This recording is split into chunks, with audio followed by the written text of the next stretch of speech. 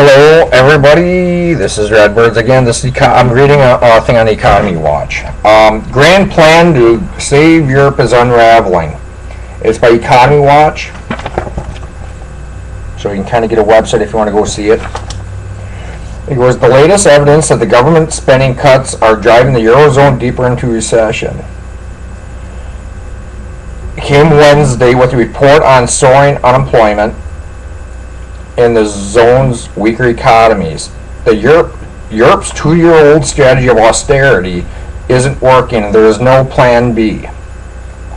Overall, unemployment hit a 15-year high of 10.9% in March, driven by layoffs in Italy and Spain, a tenth of a point higher than in February. According to the Eurostat, the European Union Statistic Office, the level of joblessness hasn't been this high since 1997 before the euro was introduced to the world's financial markets.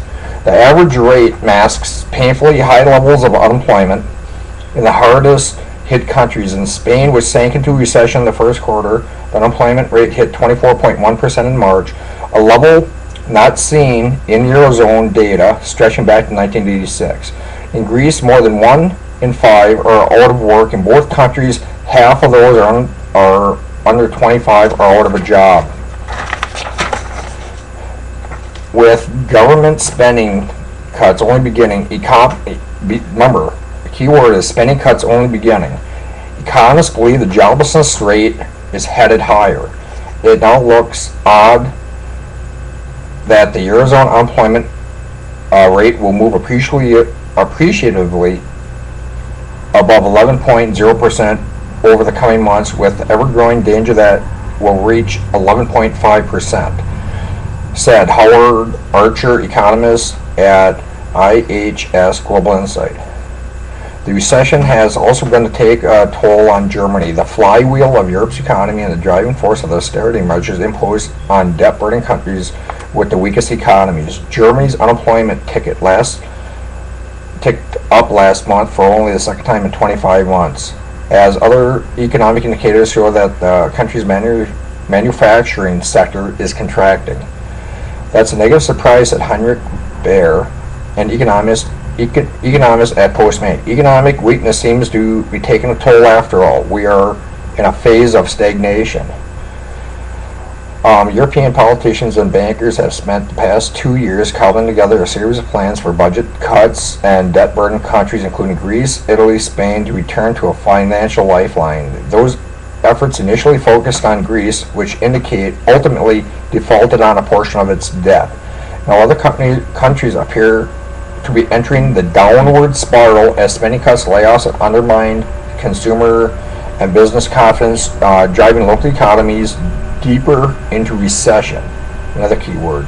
As those economies shrink, so do tax revenues, forcing deeper cuts and increasing the government's debt burden in relation to the size of its economy. The leaders who backed those austerity measures now face voters at the polls. Voters are making it clear to politicians that they are tired of losing austerity, said Carl Weinberg, chief economist at High Frequency Economics. You can see that in the polls and surveys, as it will be clear in national election results in Greece and France this weekend, austerity is out. Renewed economic growth is in. Given the holding process made by European leaders over the past 2 years, though it remains from whether they can agree how to shift the course and promote growth. The recession has weakened an already shaky banking system, which is operating on life support from Europe's central bank. Much of the funding, though, is being channeled back into the purchase of government debt floated to fill in deficits as demand for private investors dries up. Banks have become the lenders of the last resort to their governments. That's made it harder for private companies to get the credit they need to expand operation, hire more workers. We're not getting reforms anywhere in Europe, says Steen Jacobson, chief economist at Saxo Bank. The access to credit is not there because the government continued to take a bigger slice of the credit cake, and that is the problem.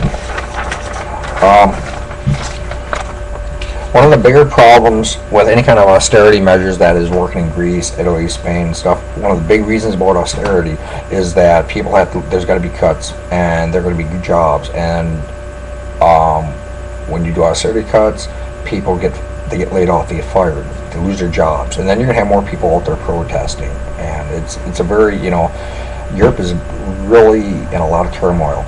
Somebody made a comment on one of Greg Vegas, Manarino, on on his channel that the European Union is not going to break. Well, I think a lot of it is that people don't understand what's happening. These countries are not just going to break away from the European Union. The governments that collapse, like the Dutch government did last week or whatever, it will happen fast and furious, and it is not that easy to get out of the euro. But the euro system itself will collapse, and it will take down other countries and everybody in the euro with it. It isn't. Nobody's just going to just get up and just quit. That's the problem. People think an overall big thing is just like, it's not going to happen. But I don't think in 1931, when Adolf Hitler and his brown shirts with the Nazi Party, nobody anticipated that they were going to wage a world war either. Thing is, these problems are going to come fast and furious, and that's the thing. I mean, it's going to happen quick when these governments default, like last week did with the Netherlands. People, even what happened with the Netherlands and Russia, I mean, Netherlands didn't jump out of the euro. That just because it doesn't necessarily mean the European Union is going to break and just scatter and go every country, Netherlands, Belgium, France, Germany, everybody goes back to their own monetary system, like the franc or in France, or the mark in Germany, or whatever. No, the system itself. People are only going to tolerate so much austerity measures, and they're going to say, like this weekend coming up with Spain and Greece and France and stuff like that, when they get elections, they're going to get rid of these people. As far as everybody repaying their debts and stuff like that, they're past the tipping point. Our banking system in Europe ain't helping. Unemployment it's very, very serious, especially like in Greece, where 1 in 5 are unemployed. I think we have to take this really serious, and there's got to be a sense of urgency that we got to put food away. We gotta stock up on fuel. Make sure we pay our bills and be responsible. All right. These things are going to happen, and they're happening. Just because we can't expect all of Europe to break into different pieces. That is not how I ever did that the European Union would just break apart, just fall to pieces. No. You're going to see all these countries default. They'll all be part of the European Union, but they'll just all default. Remember something, it's just like the 13 colonies for the United States during the Revolutionary War. Or prior to that, they were acting as one. But the decision making of leaders, there's a lot of pressure, and there's going to be a lot of stress on it because there is no more money. In my previous video I made today, there's no more money. They can't bail out Spain, Greece, Italy. There's no more money.